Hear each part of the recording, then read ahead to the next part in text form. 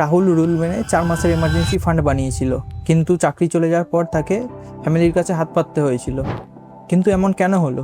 তার আগে বলি, সবাই বলে 3 থেকে 6 মাসের এমার্জেন্সি ফান্ড রাখা উচিত।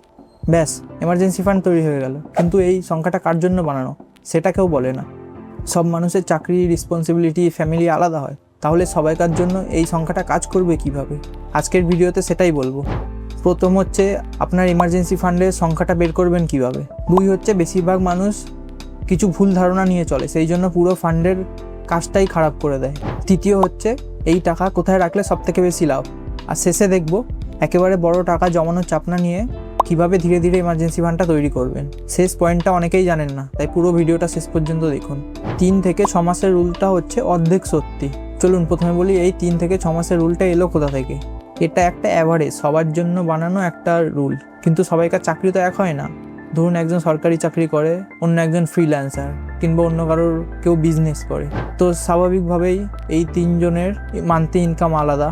সরকারি চাকরি করা মানুষের হঠাৎ করে চাকরি চলে যাওয়ার ভয়টা অনেক কম, কিন্তু যে ফ্রিল্যান্সার কিংবা যে বিজনেস করছে তার তো মান্থলি ইনকাম সেম হয় না, কখনো বেশি থাকে, কখনো কম থাকে, আবার কখনো অনেক লস হয়ে গেল। তাই এই রুল সবাইকার ক্ষেত্রে এক হলে কারোর জন্য সেটা বেশি হয়ে যাবে আর কারোর জন্য সেটা অনেক কম হয়ে যাবে।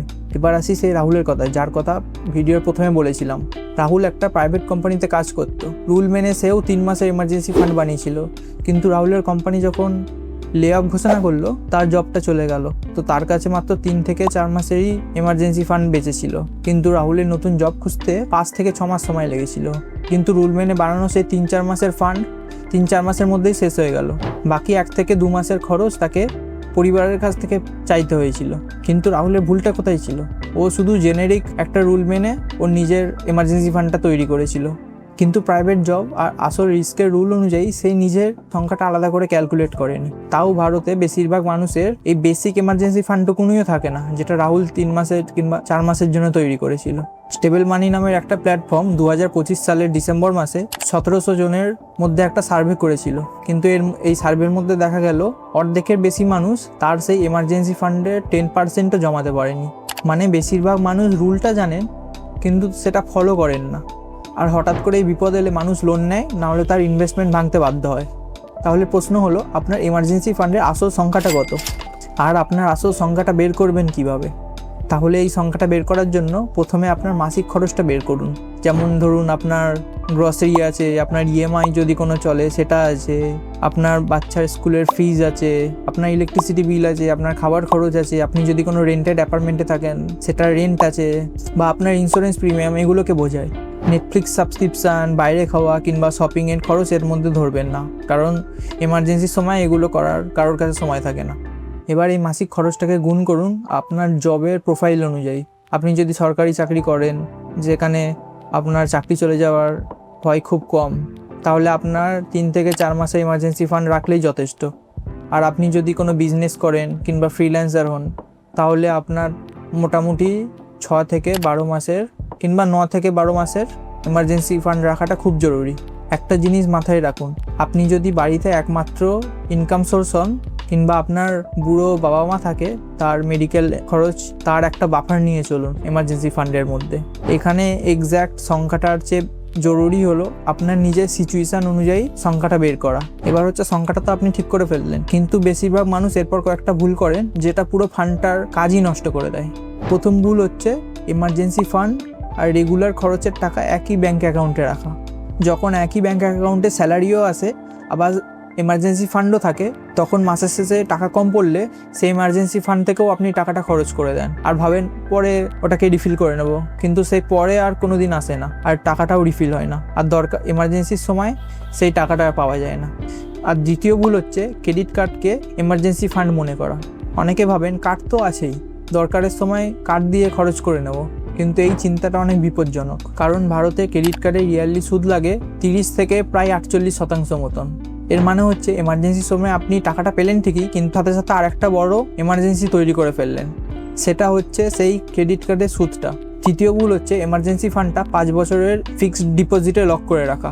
এফডি ভালো, কিন্তু এমার্জেন্সি ফান্ডের মানে হলো টাকাটা যখন খুশি লাগতে পারে, যখন খুশি এমার্জেন্সি চলে আসতে পারে। তো সেই জন্য 5 বছরের এফডি কিংবা 3 বছরেরই ধরুন না সময় ধরে এফডিকে লক ইন করে রাখা একদম উচিত নয়। দরকারের সময় আপনি যদি সেটাকে ভাঙতে যান তাহলে প্রথমে পেনাল্টি লাগবে, এমার্জেন্সির সময় তার থেকে আরও যদি কিছু টাকা দিতে হয় পেনাল্টি হিসাবে, তাহলে সেটা খুব গায়ে লাগে। আর একটা খুব কমন ভুল ধারণা হলো হেলথ ইন্স্যুরেন্স থাকলে এমার্জেন্সি ফান্ড লাগবে না, কিন্তু এটা ঠিক নয়। হেলথ ইন্স্যুরেন্সের ক্যাশলেস ক্লেম অ্যাপ্রুভ হতে সময় লাগে। আর আপনার এমার্জেন্সির সময় ধরুন কাউকে হসপিটালে ভর্তি করতে হবে, কিন্তু হসপিটাল প্রথমে কিছু টাকা জমা করতে বললো, তাহলে সেই টাকাটা আপনাকে সঙ্গে সঙ্গে জমা করতে হবে, নাহলে হবে না।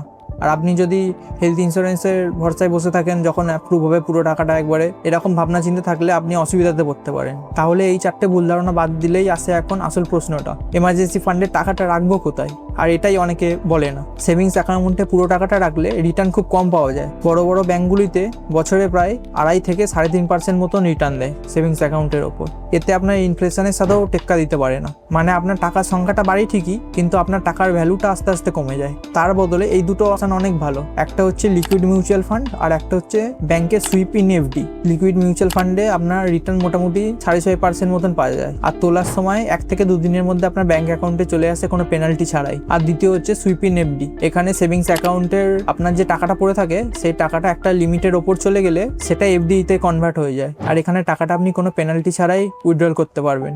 এই দুটো সবথেকে বড় সুবিধা হলো এখানে টাকা আটকে থাকে না, আর সেভিংস অ্যাকাউন্টের থেকে বেশি রিটার্নও পাওয়া যায়। এটাই ইমার্জেন্সি ফান্ড রাখার আসল জায়গা, স্টক মার্কেট বা কোনো লম্বা লক ইনের জায়গায় নয়। কিন্তু একটা কথা মনে রাখবেন, আপনি যদি কোনো সময় এমার্জেন্সি ফান্ড ইউজ করে ফেলেন সেটাকে রিফিল করতে ভুলবেন না। আবার পরে যদি হঠাৎ কোনো দিন ওই এমার্জেন্সি ফান্ডের দরকার হয় আর যদি সেটা রিফিল না থাকে তাহলে আপনি আবার বিপদে পড়বেন। এবার আসি ধীরে ধীরে ফান্ড কিভাবে তৈরি করবেন। একসাথে 3 থেকে 6 মাসের কিংবা ধরুন যাদের বেশি এমার্জেন্সি ফান্ড দরকার খরচ জমানোর কথা ভাবলেই অনেকের সংখ্যাটা বড় মনে হয়। তাই একসাথে পুরো টাকাটা জমানোর কথা না ভেবে প্রতি মাসে অল্প অল্প করে আপনি সেটা জমাতে পারেন। অটোমেটিক্যালি সেটা আপনার এমার্জেন্সি ফান্ডের জন্য যেটা আপনি তৈরি করেছেন সেখানে জমা হতে থাকবে। সেটা আপনার স্যালারি থেকে 10% কিংবা 15%, যে কোনো আপনি যেটা সেট করবেন, আপনি যে এমার্জেন্সি ফান্ডের গোলটা ঠিক করেছেন সেটা তৈরি করার জন্য মাসে মাসে সেটা সেই জায়গায় চলে যাবে। তো আপনার হট করে একবারে বড় টাকাটা দিতে হচ্ছে না, এমার্জেন্সি ফান্ডের জন্য ঢোকাতে হচ্ছে না ওখানে, আর মাসে মাসে একটু একটু করে টাকা চলে যাচ্ছে ওখানে, আপনার কোনো বার্ডেনও হচ্ছে না। এটাই হচ্ছে সবথেকে ভালো উপায় এমার্জেন্সি ফান্ড জমানোর। তাহলে এখন সংক্ষেপে বলি, প্রথমে আপনি আপনার জবের প্রোফাইল অনুযায়ী 3 থেকে 6 মাসের খরচটা আপনার ক্যালকুলেট করুন। শুধু রুল না মেনে আপনার সিচুয়েশান বুঝে সংখ্যাটা ঠিক করুন। দ্বিতীয় হচ্ছে এমার্জেন্সি ফান্ডকে আপনার রেগুলার খরচের অ্যাকাউন্ট থেকে সবসময় আলাদা রাখুন। ক্রেডিট কার্ড বা লম্বা লক-ইনের এফডিকে কখনো এমার্জেন্সি ফান্ড ভাববেন না। আর হেলথ ইন্স্যুরেন্স থাকলেও একটা ছোট মেডিকেল বাফার এমার্জেন্সি ফান্ডের মধ্যে আলাদা করে রাখুন। তৃতীয় হচ্ছে আপনার এমার্জেন্সি ফান্ডের টাকাটা রাখুন লিকুইড মিউচুয়াল ফান্ড বা সুইপ ইন এফডিতে, যেখান থেকে আপনি সহজেই টাকাটা উইথড্রল করতে পারবেন। আর 4 নম্বর হচ্ছে পুরো টাকাটা একসাথে জমানোর কথা না ভেবে মাসে মাসে অল্প অল্প করে সেই টাকাটা জমাতে থাকুন। এই 4টে জিনিস মেনে চললে এমার্জেন্সি ফান্ডটা শুধু কাগজে কলমে একটা সংখ্যা থাকবে না, বিপদের সময় আপনার সেটা কাজেও দেবে, সেটাই আপনাকে তখন টিকিয়ে রাখবে। এই ছোট ছোট ডিসিশনগুলোই আপনাকে ভবিষ্যতে বড় বিপদের হাত থেকে বাঁচাতে পারে। আর ভিডিওটা ইউজফুল লাগলে ভিডিওটাকে লাইক করবেন, চ্যানেলটাকে সাবস্ক্রাইব করবেন, আর বেল আইকনটা ক্লিক করতে ভুলবেন না। আর বন্ধুদের সাথেও শেয়ার করবেন যাতে তারাও এরকম এডুকেশনাল কন্টেন্ট পেতে পারে। তো দেখা হচ্ছে পরের ভিডিওতে, বাই।